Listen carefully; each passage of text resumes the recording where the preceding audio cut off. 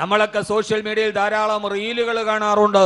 ഭാര്യയും ഭർത്താവും കൂടി, ഭർത്താവും ഭാര്യയും മക്കളും കൂടി, ആങ്ങളയും പെങ്ങളും കൂടി അവർ റീലുകളിൽ സന്തോഷത്തോടെ അഭിനയിക്കുന്ന പുതിയ റീലുകൾ, 2 മിനിറ്റോ 3 മിനിറ്റോ നീണ്ടു നിൽക്കുന്ന ഒരു റീലുകളിൽ ഭാര്യയും ഭർത്താവും തമ്മിൽ അഭിനയിക്കുന്നത് കാണുമ്പോൾ ആയിരക്കണക്കിന്, ലക്ഷക്കണക്കിന്, മില്യൺ കണക്കിന് ഫോളോവേഴ്സ് ഉള്ളവർ ഭാര്യ ഭർത്താവിന് പൂച്ചെണ്ട് കൊടുക്കുന്നു, പൂച്ചെണ്ട് ഭർത്താവിന് ഭാര്യയ്ക്ക് കൊടുക്കുന്നു, അവരുടെ വെഡിങ് ആനിവേഴ്സറിക്ക് കേക്ക് മുറിക്കുന്നു, അവരങ്ങോട്ടും ഇങ്ങോട്ടും കെട്ടിപ്പുണരുന്നു, അവരെ ലോകത്തിലെ മാതൃകാ ദമ്പതികളായി അടയാളപ്പെടുത്തുന്നു. മിക്കവാറും നമ്മുടെ ഭാര്യമാരൊക്കെ ആ 2 മിനിറ്റ് റീല് കാണുമ്പോൾ നമ്മുടെ വാട്സപ്പിലേക്ക് അയച്ചു തരും അതിന്റെ ലിങ്ക്. അതിന്റെ താഴെ അവരെഴുതും, ഇത് കണ്ടുപിടിക്ക്. ഇതാണ് ഭാര്യയും ഭർത്താവും. മിക്കവാറും ഭാര്യമാർ അവരതാണ്, റീലുകളാണ് റിയൽ ലൈഫ് എന്ന് കരുതി പോകുന്നവർ. എന്റെ പ്രിയപ്പെട്ട സഹോദരങ്ങളെ, ഞാൻ പറഞ്ഞത് അതൊക്കെ വെറും നാട്യം മാത്രമാണ്. കഴിഞ്ഞ ആഴ്ച നാം കേട്ടത് നമ്മുടെ അടുക്കൽ നിന്ന് വെളിപ്പാടകലെ തിരുവനന്തപുരം ജില്ലയുടെ അങ്ങേയറ്റത്ത് പാറശാലയിൽ ധാരാളം ഫോളോവേഴ്സ് ഉള്ള ഒരു ഭാര്യയും ഭർത്താവും, സോഷ്യൽ മീഡിയയിലെ മാതൃകാ ദമ്പതികൾ, സ്നേഹത്തിന്റെ സ്വരൂപം ചാർത്തിയവർ, അവർ അവസാനം ഒരു റീല് ചെയ്ത് വിരഹത്തിന്റെ ഒരു ഗാനം പാടി. ആ റീൽ അവസാനിച്ചതിന് ശേഷം തന്റെ കൂടെ കെട്ടിപ്പിടിച്ച് അഭിനയിച്ച ഭാര്യയുടെ കഴുത്ത് ഞെരിച്ചു മുറിച്ചു കൊന്ന് ആ ഭർത്താവ് പിന്നീട് ആത്മഹത്യ ചെയ്തു. അവർ പോസ്റ്റ് ചെയ്ത റീലുകളുടെ താഴെ മാതൃകാ ദമ്പതികൾ എന്ന് ഫോളോവേഴ്സ് കമന്റ് എഴുതിക്കൊണ്ടിരിക്കുമ്പോ ഭാര്യയുടെ മൃതദേഹം വീടിന്റെ ഉള്ളിൽ അഴുകാൻ തുടങ്ങിയിട്ടുണ്ടായിരുന്നു. ഞാൻ പറഞ്ഞു വന്നത്, എന്നെ കേൾക്കാനെത്തുന്ന സഹോദരങ്ങളോട്, സഹോദരിമാരോട്, ആധുനിക ജീവിതത്തിന് അത്യാർത്തിയും നാനാർത്തിയും നമുക്ക് സമ്മാനിച്ച സമാധാനമില്ലായ്മയുടെ നടുവിലൂടെ നമ്മൾ നടന്നു പോകുമ്പോ എല്ലാത്തിനെയും അവസാനം മരിക്കലാണ് എന്ന് കരുതി അവൻ ആത്മഹത്യയിലോട്ട് കടന്നു പോകുന്ന ഒരു കാലത്ത് യഥാർത്ഥത്തിൽ ഡോക്ടർ ഷിഹാബ് ഉമർ പറഞ്ഞതുപോലെ വർദ്ധിച്ചു വരുന്ന ആത്മഹത്യകളുടെ മുമ്പിൽ ഗവൺമെന്റ് കൗൺസിലിംഗ് നടത്തുന്നു, ക്ലാസുകൾ നടത്തുന്നു, മനുഷ്യനെ ജീവിതത്തിൽ പിടിച്ചു നിർത്താൻ പ്രേരിപ്പിക്കുന്നു. യഥാർത്ഥത്തിൽ ജീവിതത്തിൽ നിങ്ങൾ തളർന്നു പോയവരാണോ? ജീവിതത്തിൽ നിങ്ങൾ സങ്കടപ്പെട്ടവരാണോ? ജീവിതം അവസാനിക്കണമെന്ന് ആയുസ്സിൽ ഒരിക്കലെങ്കിലും നിങ്ങൾ ആഗ്രഹിച്ചവരാണോ? എന്നാൽ അല്ലാഹു സുബ്ഹാനഹു വ തആല പറയുന്നത്, ആത്മഹത്യയിൽ നിന്ന് രക്ഷപ്പെടാൻ, ഹൃദയത്തിന് സമാധാനം നൽകാൻ, ജീവിതത്തിന് ലക്ഷ്യബോധമുണ്ടാവാൻ, നിരാശയുടെ പടുകുടിയിൽ നിന്ന് തിരിച്ചു വരാൻ, ജീവിതത്തെ തിരിച്ചു പിടിക്കാൻ അള്ളാഹു പറയുന്നു, നിങ്ങൾക്ക് ഞാനൊരു വലിയ ഒരു അമൃതിനെ തന്നിട്ടുണ്ട്. ആ തന്ന അമൃത് ഏതെന്നറിയുമോ? ലോകത്തിലെ ഏറ്റവും ഭാരമുള്ള സാധനമാണത്. ലോകത്തിലെ ഏറ്റവും ഭാരമുള്ള വസ്തു ഏതാണ്? ഭൂമിയല്ല, ആകാശമല്ല, ഈ കാണുന്ന നക്ഷത്രങ്ങളും ഗാലക്സികളും ഒന്നുമല്ല. ലോകത്തിലെ ഏറ്റവും ഭാരമുള്ള ഒരു വസ്തുവിനെ നിങ്ങൾക്ക് ഞാൻ നൽകിയിട്ടുണ്ട്. ആ ലോകത്തിലെ ഏറ്റവും ഭാരമുള്ള വസ്തു, ഇന്നാ സനുൽഖി അലൈക ഖൗലൻ സഖീലാ ഇന്ന നാശിയതൽ ലൈലി ഹിയ അശദ്ദു വതാ വഅഖവമു ഖീലാ. അല്ലാഹു പറയുകയാണ്, ഇന്നാ പ്രവാചകരെ, സനുൽഖി അലൈക ഖൗലൻ സഖീലാ, ലോകത്തിലെ ഏറ്റവും ഭാരമുള്ള വാക്കുകളെ നിങ്ങൾക്ക് ഞാൻ അവതരിപ്പിച്ചു തരികയാണ്. ഏറ്റവും ഭാരമുള്ള ആ ആയത്തുകളെ നിങ്ങൾക്ക് ഞാൻ അവതരിപ്പിച്ചു തരുമ്പോ ആ ആയത്തുകൾ പാരായണം ചെയ്ത് പാതിരാവിന്റെ നിശബ്ദതയിൽ ഇന്ന നാശിയത്തൽ ലൈലി യഅശദ്ദു വഅഖവമു ഖീലാ, പാതിരാ സമയത്ത് എല്ലാവരും ഉറങ്ങിക്കിടക്കുന്ന സമയത്ത് ലോകത്തിലെ ഏറ്റവും ഭാരമുള്ള ആയത്തുകളെ നിങ്ങൾ പാരായണം ചെയ്ത് പാതിരാ സമയത്ത് ഖുർആൻ ഓതിയിട്ട് നിങ്ങൾ തഹജ്ജുദ് നിസ്കരിച്ചാൽ അതാണ് ഇന്ന നാശിയത്തൽ ലൈലി, പാതിരാവിലെ നിങ്ങളുടെ ആരാധനകൾ യഅശദ്ദു വതആ, അത് നിങ്ങൾക്കും മനക്കരുത്തിനെ വർദ്ധിപ്പിക്കുക തന്നെ ചെയ്യും. വഅഖവമു ഖീലാ, നിങ്ങളുടെ ജീവിതത്തെ പിടിച്ചു നിർത്താൻ പാതിരാവിലെ ഖുർആനിന്റെ പാരായണം മതിയാകുന്നതാണെന്ന് അല്ലാഹുവിന്റെ വിശുദ്ധ ഖുർആൻ. ആത്മഹത്യയിൽ നിന്നുള്ള ഒരേ തിരിച്ചു വരാനുള്ള ഒരു പോംവഴി ഇത് ഖുർആനാണ്. ഇന്ന നാശിഅത്തൽ ലൈലി, ഞാൻ പറഞ്ഞ മനസ്സിലാവണില്ലേ? സമയം കുറവാണ്. അതുകൊണ്ട് തന്നെ ഞാൻ നിങ്ങളോട് ഒരു വലിയ വഴല് പറയാൻ വേണ്ടി ഒന്നും വന്നതല്ല. പക്ഷേ ജീവിതത്തിൽ സ്വസ്ഥതയില്ലാത്തവരോട്, നിരാശയിലോട്ട് പോയവരോട്, ജീവിക്കണ്ട എന്ന് തോന്നിയവരോട്, മരിക്കണമെന്ന് തോന്നുന്നവരോട് ഖുർആൻ പറയുകയാണ്, നിങ്ങൾക്ക് ജീവിക്കണോ? നിങ്ങൾക്ക് ജീവിക്കണോ? ഖുർആൻ മരണശേഷം പാരായണം ചെയ്യാനുള്ള ഒരു ഗ്രന്ഥം മാത്രമല്ല, പാരായണം ചെയ്യുന്നത് കൊണ്ട് പ്രതിഫലം ലഭിക്കുക തന്നെ ചെയ്യും, അതിൽ തർക്കവുമില്ല. എന്നാൽ ഖുർആൻ മരണശേഷം മാത്രം പാരായണം ചെയ്യാനുള്ളതൊന്നല്ല, അത് ചെയ്താൽ പ്രതിഫലം ലഭിക്കും, തർക്കമില്ല. പിന്നെ ഈ ഖുർആൻ സംസാരിക്കുന്നത് ആരോടാണ്? ഖുർആൻ സംസാരിക്കുന്നത് ജീവിച്ചിരിക്കുന്നവരോടാണ്, ജീവിതത്തിനോടാണ് സംസാരിക്കുക. ലിയുൻദിറ മൻ കാന ഹയ്യാ, ലയുൻദിറ മൻ കാന ഹയ്യാ. ഈ ഖുർആനെ ഞാൻ അവതരിപ്പിച്ചത് ജീവിച്ചിരിക്കുന്നവർക്ക് മുന്നറിയിപ്പ് നൽകുവാനാണ്. സഹോദരങ്ങളെ, സഹോദരിമാരെ, എല്ലാ പ്രയാസങ്ങളുമുള്ള ഒരു കാലത്ത്, എല്ലാ സങ്കടങ്ങളുടെ കാലത്ത് ജീവിതം അവസാനിക്കാൻ 1000 കാരണം നമ്മളെ തേടിയെത്തുമ്പോ അവസാനിക്കാൻ കഴിയാത്ത വിധം ജീവിതത്തെ പിടിച്ചു നിർത്താൻ, നിങ്ങളുടെ ഹൃദയത്തിന് മനക്കരുത്ത് നൽകാൻ, ഭാര്യയുമായി വഴക്കിടുമ്പോ, മക്കളുമായി പിണങ്ങുമ്പോ, പ്രിയപ്പെട്ട മോള് വീട് വിട്ടിറങ്ങുമ്പോ, കച്ചവടത്തിന് പരാജയം വരുമ്പോ, കടബാധ്യതകൾ വല്ലാതെ തലയുടെ മുമ്പിൽ ഇങ്ങനെ വല്ലാതെ നിൽക്കുന്ന നേരത്ത് നിങ്ങളുടെ ഹൃദയത്തിന് ശാന്തി കിട്ടുന്നില്ലെങ്കിൽ ആ സമാധാനത്തിന്റെ വഴിയായിട്ട് അല്ലാഹു പറഞ്ഞത് വിശുദ്ധമായ ഖുർആനിനെ നിങ്ങൾ പാരായണം ചെയ്യണം. വിശുദ്ധ ഖുർആനിനെ നിങ്ങൾ പാരായണം ചെയ്യണം. ആ പാരായണമാണ് ജീവിതത്തെ തിരിച്ചു പിടിക്കാനുള്ള വഴി.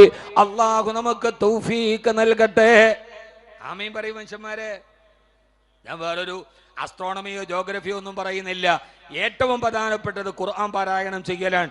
ഒന്ന് രാത്രിയിൽ, പിന്നെ ഖുർആൻ പാരായണം ചെയ്യേണ്ട 2 സമയമുണ്ട്. ഒന്ന് രാത്രി, ഇന്ന നാശിഅത്തൽ ലൈലി, രാത്രിയിൽ ഖുർആൻ ഓതിയിട്ട് നിങ്ങൾ വല്ലാതെ നിങ്ങൾ ഖുർആൻ ഓതി നിസ്കരിച്ചോളൂ. അപ്പോൾ കിട്ടുന്ന ആത്മവിശ്വാസം, ഒരു സെൽഫ് കോൺഫിഡൻസ്, ആ സമയത്ത് ലോകത്ത് വേറൊരാൾക്ക് തരാൻ പറ്റില്ല, ഒരു ക്ലാസ്സിനും തരാൻ പറ്റില്ല. രാത്രിയിൽ എല്ലാവരും ഉറങ്ങി, എല്ലാവരും നിശബ്ദമാണ്. നിരാശയുണ്ടോ ജീവിതത്തിൽ? കാസർഗോഡ് തന്റെ ഉപജീവന മാർഗമായ ഓട്ടോറിക്ഷ പിടിച്ചുകൊണ്ടുപോയ പോലീസ് ഉദ്യോഗസ്ഥൻ തിരിച്ചു കൊടുക്കാൻ 4 ദിവസം വൈകിയപ്പോ ആ പാവപ്പെട്ട 60 വയസ്സുകാരൻ കണ്ട വഴി ആത്മഹത്യ ചെയ്യലാണ്. അദ്ദേഹമാണെങ്കിലോ കാസർഗോഡ് ടൗണിലെ പള്ളിയിൽ 5 നേരത്തും ജമാഅത്തായിട്ട് നിസ്കരിച്ച ആളാ. ഞാൻ അങ്ങനെയൊന്നും ചിന്തിക്കില്ല എന്ന് കരുതണ്ട. എപ്പോഴാ ഇത് കൈവിട്ടു പോണെന്ന് പറയാൻ പറ്റില്ല. അത്രമേൽ ദുർബലമാണ് നമ്മുടെ മനസ്സ്. ഫോൺ പിടിച്ചു വാങ്ങിച്ചപ്പോൾ 17 വയസ്സുകാരൻ കണ്ട മാർഗം ഇറങ്ങിപ്പോയി ആത്മഹത്യ ചെയ്യലാണ്. എല്ലാത്തിൻ്റെയും വഴി, എല്ലാത്തിൻ്റെയും പരിഹാരം അത് ഈ ജീവിതത്തിൽ നിന്ന് ഒളിച്ചോടലാണ് എന്ന് ഞാൻ നിങ്ങളും കരുതുന്നുവെങ്കിൽ വേണ്ട. 2 കാര്യങ്ങൾ. വിശുദ്ധമായ ഖുർആനിനെ പാരായണം ചെയ്യുക. അള്ളാഹു നമ്മുടെ ജീവിതത്തിൽ ഖുർആനിനെ നമ്മളെ അള്ളാഹു കൂട്ടാക്കി തരട്ടെ. വിശുദ്ധ ഖുർആനുമായി ബന്ധപ്പെട്ട ഏറ്റവും പ്രധാനപ്പെട്ട ചില കാര്യങ്ങൾ പറയാണ്. അല്ലാഹുവേ, കുടുംബ ജീവിതത്തിൽ താളം തെറ്റുമ്പോ, ഭാര്യയും ഭർത്താവും തമ്മിൽ പിണങ്ങുമ്പോ, കുടുംബ ജീവിതം ഇല്ലാതാകുമ്പോ, ആ സമയത്തൊക്കെ ഹൃദയത്തിലേക്ക് നിരാശ വരുന്നുവെങ്കിൽ പാതിരാ സമയത്ത് നിങ്ങളുടെ വീടിന്റെ ഉള്ളിൽ നിങ്ങൾ ഖുർആൻ ഓതാൻ കഴിയുമോ പെങ്ങളെ? ആദരവായ പ്രവാചകൻ നബി മുഹമ്മദ് മുസ്തഫ സല്ലല്ലാഹു അലൈഹി വസല്ലമ ഹബീബായ നബി തങ്ങളുടെ മനോഹരമായൊരു രാത്രിയെ കുറിച്ച് ആയിഷ റളിയല്ലാഹു തആല വിവരിക്കുന്നിടത്ത് ആയിഷ റളിയല്ലാഹു തആല പറയാ, ഒരു പാതിരാ സമയത്ത് ഈത്തപ്പന മരത്തിന്റെ ഓല കൊണ്ടുണ്ടാക്കിയ ഞങ്ങളുടെ കുടിലിൽ ഞങ്ങൾ 2 പേരും ചേർന്ന് കിടന്നുറങ്ങുന്ന നേരം ഫലസുക ജിൽദുഹു അലാ ജിൽദി, എന്റെയും ഹബീബിന്റെയും ശരീരം തമ്മിൽ ചേർന്നിരിക്കുന്ന നേരത്ത്, പാതിരാ സമയത്ത് ഞങ്ങൾ ഇങ്ങനെ ഉറക്കത്തിൽ കിടക്കുന്ന നേരം അല്ലാഹുവിന്റെ റസൂല് പാതിരാ സമയത്ത് ഞെട്ടി ഉണർന്നു അത്രേ. എന്നിട്ട് ആയിഷ റളിയല്ലാഹു അൻഹയോട് ചോദിക്കുന്നു, ആയിഷ, പ്രിയപ്പെട്ട ആയിഷ, എന്നെ ശ്രവിക്കുന്ന പ്രിയപ്പെട്ട സഹോദരങ്ങളോട് സഹോദരിമാരോട് ഏറെ പറയാനുള്ള സമയമില്ലെങ്കിലും പ്രവാചക ജീവിതത്തിന്റെ പ്രഫുല്ലമായ പ്രതലങ്ങളിൽ അള്ളാഹു നമുക്ക് നൽകിയ തിരുദൂതരുടെ ജീവിതത്തിന്റെ ഒരു വലിയ ആശയമാണിത്. ഹബീബായ നബി തങ്ങൾ ചോദിക്കുന്ന, ആയിഷ, പാതിരാ സമയത്ത് എനിക്ക് എന്റെ അള്ളാഹുവിന്റെ അടുക്കൽ പോയിട്ടും ഇബാദത്ത് ചെയ്യണമെന്ന് ആഗ്രഹമുണ്ട്, നീ എനിക്ക് അനുവാദം തരുമോ ആയിഷ? പാതിരാ സമയത്ത് പടച്ചവന്റെ മുമ്പിൽ നിസ്കരിക്കാൻ പോകുമ്പോ സഹധർമ്മിണിയോട് അനുവാദം ചോദിക്കുന്ന തിരുദൂതരെ നിങ്ങൾക്കറിയുമോ? കാരണം രാത്രി നമ്മുടെ ഇണകൾക്ക് അവകാശപ്പെട്ടതാണ്. തലസ്ഥാന നഗരിയിൽ പാതിരാത്രി പകലാക്കി മാറ്റി ചുറ്റിക്കറങ്ങുന്നവരെ യഥാർത്ഥത്തിൽ ഓർത്തുകൊള്ളൂ, പാതിരാ സമയം രാത്രി എന്തിനാണ്? അള്ളാഹുവിന്റെ ഖുർആൻ രാത്രിയെ നമുക്ക് പരിചയപ്പെടുത്തിയത് എങ്ങനെയാണ്?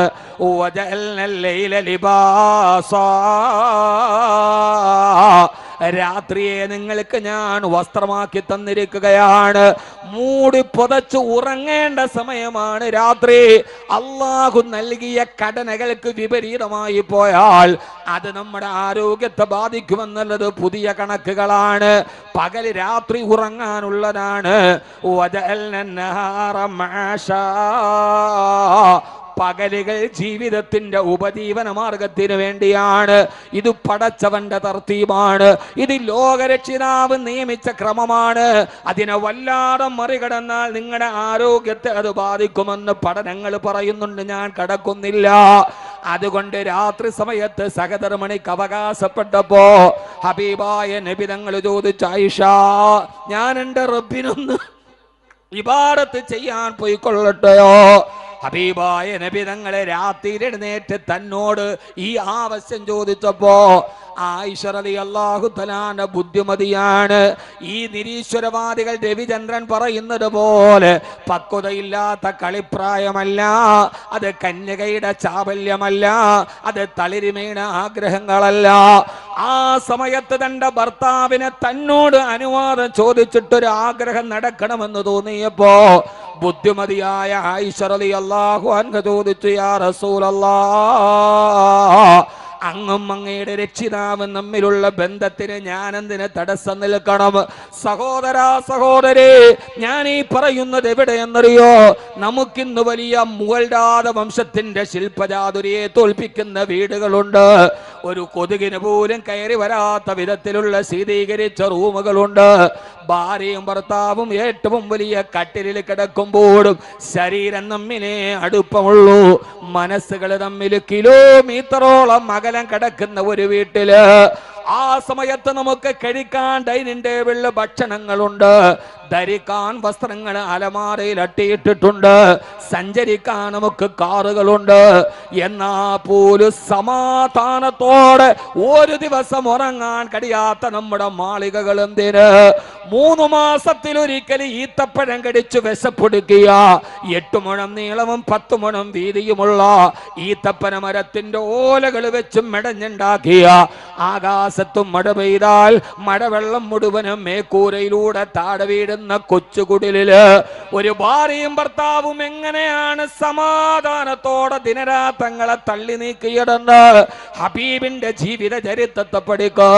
അള്ളാന്റെ റസൂലിനോട് ഇത് പറഞ്ഞിട്ട് ആയിഷ റളിയല്ലാഹു തആലയോട് അനുവാദം വാദിച്ച് അള്ളാന്റെ റസൂല് വീട്ടിൽ നിന്ന് തഹജ്ജുദിന് എഴുന്നേൽക്കുമ്പോ ആയിഷ റളിയല്ലാഹു തആല പറയുന്നു, യാ റസൂലല്ലാഹ്, ലീ ഇലൈക ഹാജാ, ഇപ്പോൾ നിങ്ങളെ കൊണ്ട് എനിക്കൊരാവശ്യമുണ്ട് നബിയേ.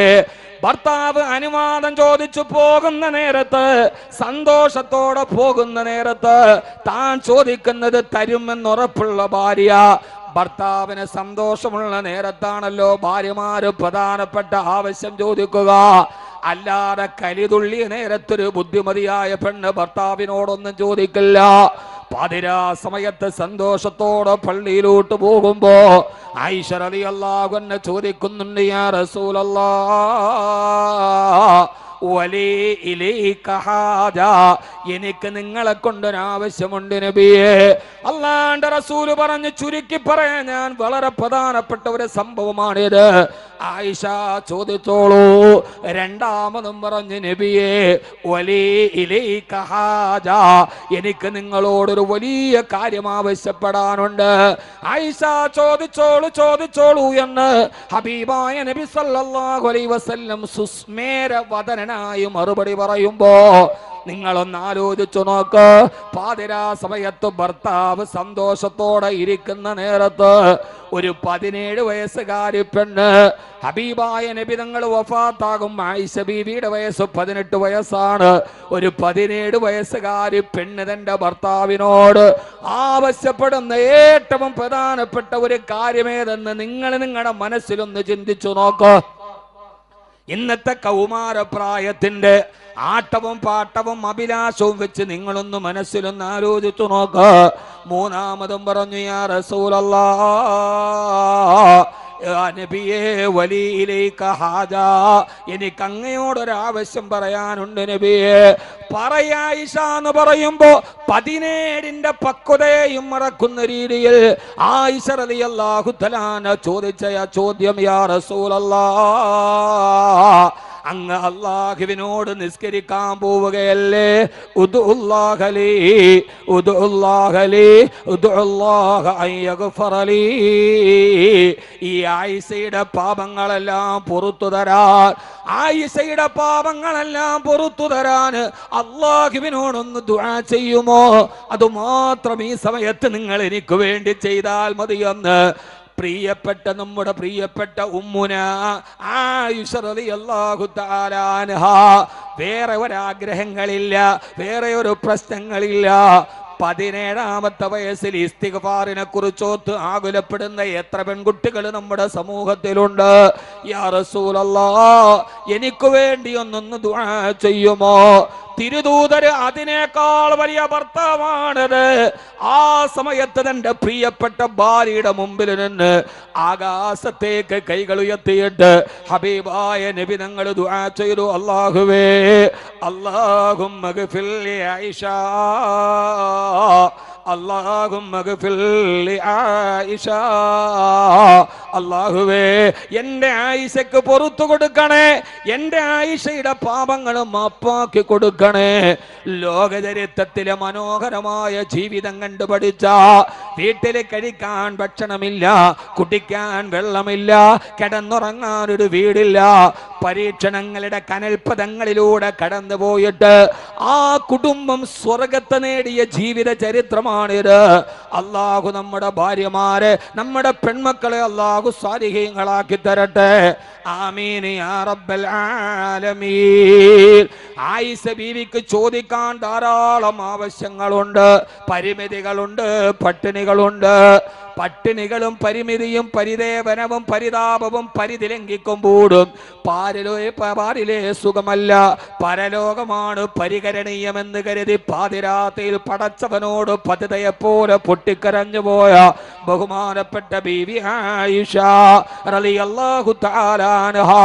സമയം ചുരുക്കം കൊണ്ട് തിരുക്കി പറയട്ടെ, ഹബീബായ തിരുദൂതർ അവിടെ നിന്ന് എഴുന്നേറ്റ് പോയി നേരം മദീനത്തെ പള്ളിയുടെ ഉള്ളിൽ കയറി ഹബീബായ നബി തങ്ങൾ അവിടുത്തെ തൂക്ക് വിളക്കും മെല്ലെ ഒന്ന് കത്തിച്ചു വെച്ചു. എന്നിട്ട് വുളു എടുത്തു. വുളു എടുത്തിട്ട് അല്ലാഹുവിന്റെ റസൂൽ ആദ്യത്തെ റക്അത്തിൽ ഫാത്തിഹ ഓതി, ആദ്യത്തെ റക്അത്തിൽ സൂറത്തുൽ ബഖറ മുഴുവനും പാരായണം ചെയ്തു. എന്നിട്ട് തുമ്മ റക്കഅൻ നബിയു വഅതദല നബിയു തുമ്മ സജദ നബിയു തുമ്മ ബക്കൻ നബിയു. റുകൂ ചെയ്തു, ആ റുകൂയിൽ കടന്നു പൊട്ടിക്കരഞ്ഞു. പിന്നീട് വന്നു സുജൂദിൽ പോയി, സുജൂദിൽ കടന്നു കരഞ്ഞു. ആയിഷ റളിയല്ലാഹു അൻഹ പറയുന്നുണ്ട്, ചുട്ടുപഴുത്ത് കിടക്കുന്ന ചീനച്ചട്ടിയിൽ വെള്ളമൊഴിച്ചാൽ ഏത് ശബ്ദം കേൾക്കുമോ ആ ശബ്ദത്തിലാണ് എൻ്റെ ഭർത്താവെന്ന് സുജൂദിൽ കിടന്ന് കരഞ്ഞത്. രണ്ടാമത്തെ റക്അത്തിലേക്ക് എഴുന്നേറ്റു വന്നു. ഫാത്തിഹ ഓതിയിട്ട് രണ്ടാമത്തെ റക്അത്തിൽ സൂറത്തു ആല ഇമ്രാൻ പാരായണം ചെയ്തു. ആദ്യത്തെ റക്അത്തിൽ സൂറത്തുൽ ബഖറ, രണ്ടാമത്തെ റക്അത്തിൽ സൂറത്തു ആല ഇമ്രാൻ. നമ്മുടെ 60 വർഷത്തെ ജീവിതത്തിന്റെ ഇടയിൽ നമുക്കങ്ങനെ 2 റക്അത്ത് നിസ്കരിക്കാൻ പറ്റുമോ? നിസ്കരിച്ചിട്ട് ഖുർആൻ ഓതിയാൽ ആത്മഹത്യയിൽ നിന്ന് തിരിച്ചു വരുമോ? വരും സഹോദരാ, വരും സഹോദരി, ജീവിതത്തിന്റെ സങ്കടം മാറും. പക്ഷേ ആ നിസ്കാരമാവണം. സല്ലു കമാ റഅയ്തുമൂനി ഉസല്ലി, ഞാൻ നിസ്കരിച്ചതുപോലെ നിങ്ങൾ നിസ്കരിക്കണം. അങ്ങനത്തെ നിസ്കാരവും ഖുർആനുമായാൽ ആ നിസ്കാരമാണ് ഇന്ന നാശിഅത്തൽ ലൈലി യശദ്ദു വതുആ. ആ 2 റക്അത്ത് നിസ്കരിച്ചിട്ട് സലാം വീട്ടിയാൽ നമ്മുടെ ശരീരത്തിന്, ഹൃദയത്തിന് ആത്മബലം കൂടും. എല്ലാ നിരാശകളും പമ്പ കടക്കും. അല്ലാഹുവിലേക്ക് നമ്മൾ അടുത്ത് കഴിയും. 2 റക്അത്ത് കഴിഞ്ഞ് ഹബീബ് സുജൂദിൽ കിടന്ന് കരയുമ്പോ പ്രഭാതം പൊട്ടിവിടരാറായി. മദീനത്തെ പള്ളിയിൽ സുബഹിന്റെ ബാങ്ക് കൊടുക്കാൻ സയ്യിദുനാ ബിലാൽ റളിയല്ലാഹു തആല കടന്നു വന്നപ്പോ എങ്ങനെയാണ് ഓതേണ്ടത്, എങ്ങനെയാണ് നിസ്കരിക്കേണ്ടത്? എൻ്റെ സഹോദരാ, സഹോദരി, ബിലാൽ റളിയല്ലാഹു അൻഹു നോക്കുമ്പോൾ അല്ലാഹുവിൻ്റെ റസൂൽ കരയുകയാണ്. മല്ലദീ യബ്കാക യാ റസൂലല്ലാഹ്, എന്തിനാണ് നബി അങ്ങ് കരയുന്നത്? എന്തിനാണ്? അല്ലാഹുവിൻ്റെ റസൂൽ പറഞ്ഞു, ബിലാലെ, എങ്ങനെയാണ് കരയാതിരിക്കുക? ഇന്നലെ രാത്രിയിൽ ഞാൻ എൻ്റെ വീട്ടിൽ കിടന്നുറങ്ങുമ്പോ ആകാശ ലോകത്ത് നിന്ന് ജിബ്രീൽ അലൈഹിസ്സലാത്തു വസ്സലാം വന്ന് വിശുദ്ധ ഖുർആന്റെ ആയത്തുകൾ എനിക്ക് അവതരിപ്പിച്ചു തന്നു. ആ ആയത്ത് കേട്ടിട്ട് പിന്നെ എനിക്ക് ഉറങ്ങാൻ കഴിഞ്ഞില്ല. ഇവിടെ ആയത്ത് കേട്ടാൽ പിന്നെ ഉറങ്ങാൻ കഴിയരുത്. ആ ആയത്ത് കേട്ടു. സമയം വളരെ കുറവാണ്, 45 മിനിറ്റ് എനിക്കുള്ളത്. ആയത്ത് കേട്ടിട്ട് പിന്നെ ഉറക്കമില്ല. ഈ ഏതാണ് ആയത്തെന്നറിയോ? സൂറത്തുൽ ബഖറയുടെ ആയത്താണത്. എന്നിട്ട് ബിലാൽ റളിയല്ലാഹു അൻഹുവിനെ ആയത്തുകൾ ഓതി കൊടുത്തു. ഇന്ന ഫീ ഖൽഖിസ് സമാവാതി വൽ അർളി വഖ്തിലാഫിൽ ലൈലി വൻ നഹാരി ലആയാതിൻ ലിഉലിൽ അൽബാബ് الذين يذكرون الله قياما وقعودا وعلى جنوبهم ويتفكرون في خلق السماوات والأرض ربنا ما خلقت هذا باطلا سبحانك فقنا عذاب النار. ഇന്ന ആയത്തിന്റെ അർത്ഥം മാത്രമൊന്ന് ഞാൻ വെറുതെ ഓടിച്ചു പറയാം. സഹോദരാ, സഹോദരി, ചെറുപ്പക്കാരാ, മനസ്സിലാക്ക്. അല്ലാഹുവിന്റെ ഖുർആനിനെ ഓതേണ്ട രീതിയിൽ നിങ്ങളൊന്നോട്.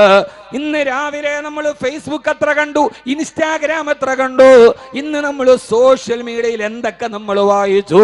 പക്ഷെ അള്ളാന്റെ കലാമിന്റെ ഒരു വരി ഇന്ന് വായിച്ചവരെവിടെ? അല്ലാഹുവിന്റെ കലാമിന്റെ 2 ആയത്തുകൾ പാരായണം ചെയ്തവരെത്ര പേരുണ്ട്? വാട്സപ്പ് എടുത്തു നോക്കിയാൽ അവസാനം നോക്കിയ ലാസ്റ്റ് സീൻ 5 minutes ago. ഫേസ്ബുക്കിലേക്ക് നോക്കിയാൽ ലാസ്റ്റ് സീൻ 10 minutes ago. ഇൻസ്റ്റയിൽ നോക്കിയാൽ 5 minutes ago. എല്ലാത്തിലും 10 മിനിറ്റ് മുമ്പ്, 5 മിനിറ്റ് മുമ്പ്. എന്നാൽ ഖുർആൻ എടുത്തു നോക്ക്, ലാസ്റ്റ് റമളാന്, അവസാനത്തെ റമളാനിൽ കണ്ടതാണ് ലാസ്റ്റ് സീൻ. പിന്നീട് നമ്മളത് കണ്ടിട്ടേ ഇല്ല. ഇനി അടുത്ത റമളാനാവണം നമ്മൾ എത്തണമെങ്കിൽ സഹോദരാ, ഖുർആൻ എടുത്തു നോക്ക്, ലാസ്റ്റ് സീൻ, ലാസ്റ്റ് റമളാൻ. റമളാനിൽ മാത്രമല്ല, ഇത് റമളാനിൽ മാത്രം ഓതാനുള്ളതല്ല. ഇത് മരിച്ചവന്റെ തലക്കമ്പാത്ത് മാത്രം ഓതാനുള്ളതല്ല. പിന്നെ ഈ ഖുർആൻ എപ്പോഴോതാനുള്ളതാണ്? ഓതണം സഹോദരാ. പാതിരാത്രിയിൽ എല്ലാവരും കിടന്നുറങ്ങിയിട്ട് ഈ തെങ്ങിന്റെ പന പോലും മനങ്ങാതിരിക്കുന്ന നേരത്ത് കട്ടിലിൽ കിടക്കുന്ന ഭാര്യ കൂർക്കം വലിച്ചുറങ്ങുമ്പോ ആരും അറിയാതെ എഴുന്നേൽക്കണം. ഒളുവെടുത്തിട്ട് അല്ലാഹുവിന്റെ മുമ്പിൽ ഈ ആയത്തോതണം. പെങ്ങളെ, ഭർത്താവ് കട്ടിലിൽ കിടന്നുറങ്ങട്ടെ. പാതിരാ സമയത്ത് ഇന്ന നാശിഅത്തൽ ലൈലി, രാത്രിയിൽ നീ ഒന്ന് ഹൃദയം തുറന്നൊന്ന് ഓതി നോക്ക്. നിന്റെ ഹൃദയത്തിന് കാഠിന്യമുണ്ടായി. എല്ലാ പ്രയാസങ്ങളെയും നീ മറികടക്കും. എല്ലാ സങ്കടങ്ങളും മറന്നുപോകും. എല്ലാ ആവലാദികളും മറന്നുപോകും. ഖുർആന്റെ മാധുര്യത്തിലേക്ക് നീ ലയിച്ചു പോകും. അല്ലാഹു നമുക്കതിന് തൗഫീഖ് ബറക്കത്ത് നൽകട്ടെ. പാതിരാവിന്റെ നിശബ്ദതയിലും മദീനത്തെ പള്ളിയിലിരുന്ന് ഹബീബ് ഓതുകയാണ് സല്ലല്ലാഹു അലൈഹി വസല്ലം, ഇന്ന ഫീ ഖൽഖിസ് സമാവാതി വൽ അർളി, ആകാശഭൂമികളുടെ സൃഷ്ടിപ്പിലുണ്ട്, ആകാശഭൂമികളുടെ സൃഷ്ടിപ്പിലുണ്ട്. രാത്രിയിൽ നട്ടപ്പാതിരക്ക് സെൻട്രൽ മസ്ജിദിൽ വന്നിട്ട് രാത്രിയിൽ ഓതുക, ആകാശഭൂമികളുടെ സൃഷ്ടിപ്പിലുണ്ട്. സ്വർഗത്തെ കുറിച്ചല്ല, നരകത്തെ കുറിച്ചല്ല, മഹിഷറയിലല്ല, കേവലം 1000 സ്ക്വയർ ഫീറ്റ് മാത്രം വരുന്ന ഞാൻ ഈ പ്രസംഗിക്കുന്ന ഈ ഒരു സ്റ്റേജ് ഉണ്ടല്ലോ, അതൊന്ന് നാട്ടി നിർത്താൻ സംഘാടകർക്ക് 10 തൂണുകൾ കൊടുക്കേണ്ടി വന്നു. പക്ഷേ ഞാനൊന്ന് ചോദിക്കട്ടെ, ഈ പ്രപഞ്ചത്തെ മുഴുവനും ചൂഴ്ന്നു നിൽക്കുന്ന 7 ഭൂഖണ്ഡങ്ങളെ, അറ്റ്ലാന്റിക്കിന്, ആർട്ടിക്കിന്, ഇന്ത്യൻ മഹാസമുദ്രത്തെ, അറബിക്കടലിന്, പസഫിക് മഹാസമുദ്രത്തെ, 7 ഭൂഖണ്ഡങ്ങളെ, ഏഷ്യയെ, യൂറോപ്പിനെ, ആഫ്രിക്കൻ വൻകരയെ, ഈ കാണുന്ന സഹാറ മരുഭൂമിയെ, ആമസോൺ കാടുകളെ, ഇന്ത്യ രാജ്യമടക്കമുള്ള എത്രയെത്ര രാജ്യങ്ങളെ, ഇതിനെയെല്ലാം മേലാ പൊരുക്കി വെച്ചിരിക്കുന്ന ഈ കാണുന്ന ജീവജാലകങ്ങൾക്ക് തണലേകുന്ന ആകാശമെന്ന മേൽക്കൂരയില്ലേ, ആ മേൽക്കൂരയെ താങ്ങി നിർത്തിയിരിക്കുന്നവരാരാ?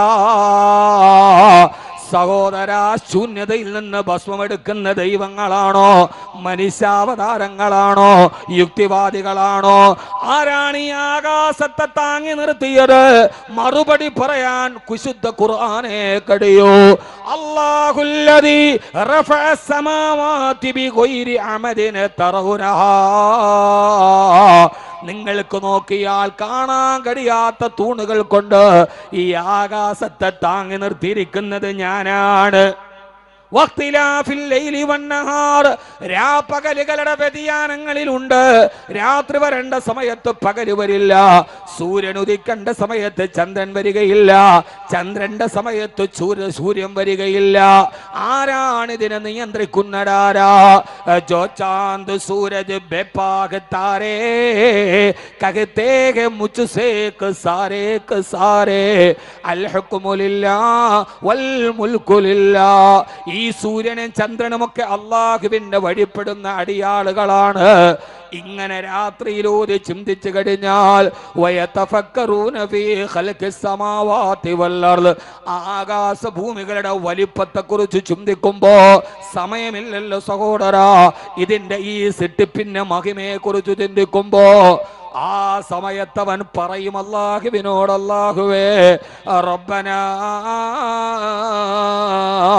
മാ ഖലഖത ഹദാ ബാതിലാ. അല്ലാഹുവേ, അല്ലാഹുവേ ഇതൊന്നും നീ വെറുതെ സൃഷ്ടിച്ചതല്ല റബ്ബേ. അടുത്ത വാക്കാണ് പ്രധാനപ്പെട്ടത്, സുബ്ഹാനക ഫഖിനാ അദാബന്നാർ. പടച്ചവനെ, നരകത്തിൽ നിന്ന് എന്നെ കാക്കണേ അല്ലാഹ്, നരകത്തിൽ നിന്ന് എന്നെ കാക്കണയല്ല. ഇത്രയും വലിയ ആകാശത്തെ സൃഷ്ടിച്ച നിനക്ക്, ഇത്രയും വലിയ സൂര്യനെ നിയന്ത്രിച്ച നിനക്ക്, ഇത്രയും വലിയ ചന്ദ്രനെ ഉദിപ്പിച്ച നിനക്ക്, ലക്ഷക്കണക്കിന് നക്ഷത്രങ്ങളെ സംരക്ഷിച്ച നിനക്ക്, ആകാശഭൂമികളെക്കാൾ വലിപ്പമുള്ള ഒരു നരകത്തെ സൃഷ്ടിക്കാൻ നിനക്ക് കഴിയില്ലെന്ന് എനിക്ക് വിശ്വസിക്കാൻ കഴിയില്ല റബ്ബേ. അതുകൊണ്ട് ആകാശഭൂമികളെ സൃഷ്ടിച്ച നിനക്ക് കത്തിക്കാളുന്ന ഒരു നരകത്തെ സൃഷ്ടിക്കാൻ കഴിവുള്ളവനാണ്. അതുകൊണ്ട് എനിക്കൊന്നുമില്ല റബ്ബേ. അഹമ്മദ് കബീറിന്റെ കയ്യിലൊന്നുമില്ല, നിസ്കാരമില്ല, നോമ്പില്ല, ഇബാദത്തില്ല. അതുകൊണ്ട് അല്ലാഹുവേ, പാതിരാ സമയത്ത് നിന്നോട് ഞാൻ പറയുകയാണ്, സുബ്ഹാനക ഫഖിനാ അദാബന്നാർ. നിന്നെ അനുസരിക്കാത്തതിന്റെ പേരിൽ നാളെ നീ എന്നെ നരകത്തിലോട്ട് വലിച്ചെറിയല്ലേ അല്ലാഹ്. ഇതാണ് ഹബീബായ നബി തങ്ങളുടെ ഒരു രാത്രിയെങ്കിൽ എൻ്റെ സഹോദരങ്ങളോട്, സഹോദരിമാരോട്, ഖുർആൻ ഓതേണ്ട സമയം നിസ്കാരത്തിന് തൊട്ടു മുമ്പ് മാത്രമല്ല, അതൊക്കെ നമ്മുടെ ഇബാദത്താവട്ടെ. രാത്രിയിൽ ഖുർആൻ ഓതുക, അത് ഹൃദയത്തിന് വലിയ സന്തോഷം നൽകും. അല്ലാഹു നമുക്കത് നൽകി അനുഗ്രഹിക്കട്ടെ. ആമീൻ യാ റബ്ബൽ ആലമീൻ. രാത്രിയിൽ ഓതുക. നമ്മൾ നിസ്കാരത്തിന് മുമ്പ് ഓതും, നിസ്കാരത്തിന് ശേഷം ഓതും, ളുഹ നിസ്കരിച്ചിട്ട് ഓതും, ഒക്കെ ശരിയാണ്. പക്ഷേ നമ്മുടെ ജീവിതത്തിൽ നമ്മളെ പിടിച്ചു നിർത്തുന്ന ഒരിക്കലും നിരാശ ഉണ്ടാവില്ല, ഒരിക്കലും മനസ്സിന് വേദന ഉണ്ടാവില്ല. എന്റെ പ്രിയപ്പെട്ട സഹോദരിമാരെ, എത്രയോ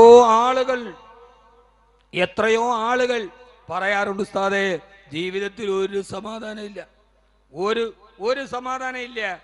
ആ സമാധാനം കിട്ടാനുള്ള ഏറ്റവും പ്രധാനപ്പെട്ട വഴി നമ്മുടെ ഈ എന്താ മനസ്സിന്റെ ഒരു ദൗർബല്യം ഉണ്ടല്ലോ, പെട്ടെന്ന് ചിന്തിക്കുക.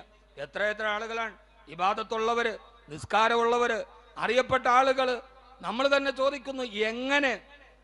അടുത്ത സമയത്ത് ഇന്ത്യൻ രാഷ്ട്രീയത്തിൽ അറിയപ്പെട്ട ഒരു മനുഷ്യൻ ആത്മഹത്യ ചെയ്തു. പണമില്ലാത്ത ആളല്ല, കോടീശ്വരനൻ, അധികാരമില്ലാത്ത ആളല്ല. ഇതൊക്കെയുണ്ടെങ്കിലും മനസ്സ് തളർന്നു പോകുന്നു.